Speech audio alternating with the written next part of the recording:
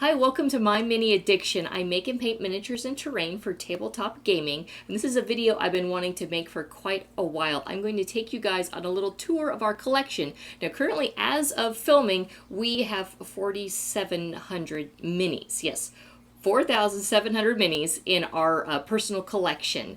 And I know that is a lot, and it's taken us a little while to get there. And so what I've been wanting to do is kind of show you guys how we keep them, what we do with them, because that is a lot. And it's taken us a little while to get there. I'll kind of rewind back to 2018 is when my husband got me a 3D printer because he thought that it would be something I would have fun 3D printing miniatures and using them for D&D. And this is something, I have a condition I can't visualize. So, any game that requires a lot of theater of the mind, I just can't see things. And so it's a lot easier for me if we're in the middle of a battle and things, if there's miniatures, there's terrain, everything is represented, and that just helps me so I can see it because I can't use my mind's eye to see it. But being a person that loves art and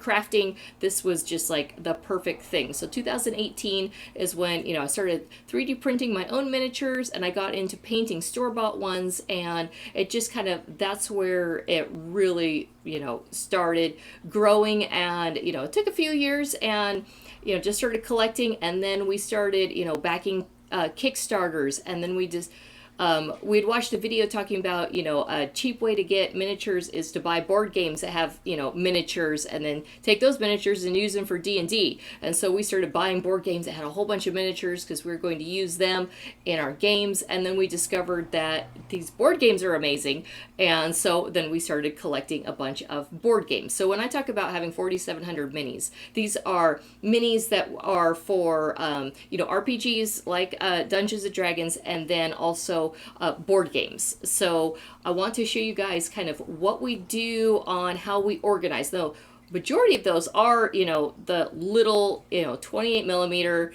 scale miniatures, and then of course we have lots of larger monsters.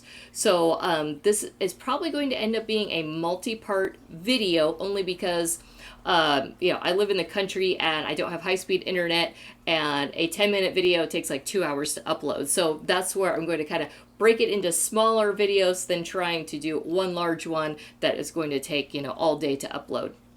So I'm going to take you guys over to our game room where we have the majority of our smaller miniatures set up, and I will show you the organizers that we use and kind of the process that we have for organizing them. So I'll start with that, and then I'll take you kind of around the room and show you some of the other displays that we use. We have a mixture of just furniture that we got from yard sales, some different displays that I've made, and it's ever evolving as we keep getting more miniatures and kind of have to redo things. How do we keep pets from getting into things? Keep the cats out, keep little kids' hands off if they come over to visit and things like that. So why don't you guys come with me, and I will take you on a tour of our mini collection.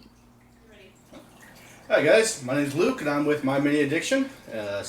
Those of you who see my wife all the time, she asked me today to go a little bit over our storage for our different miniatures. So these are Aqua Mills 24 drawer, basically crafts and hardware type thing you can buy off of Amazon. You can check it out in an affiliate link below.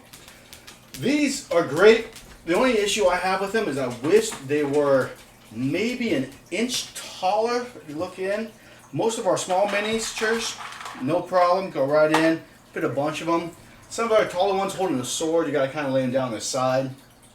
But we found these, and I think we have somewhere around, I think it's like 2,600 different minis lined up just right here. We keep our, we try to keep them alphabetical, but we start off with just basic races. And then after that, we go into the monsters. And then down below here, we keep our different board games. So if I wanted to play Zombicide, Black Plague, I reach in and grab the zombies from those. If I want to play Cthulhu Death May Die, I look for the one that says Cthulhu Death May Die. Oh, right here. We got the PCs, Cultists, Chochos, well, I don't know how to pronounce it. And who could announce H.P. Lovecraft's work? But if I wanted to do something like, oh, I need 15 goblins. Well, I've got something like maybe 60 goblins right here.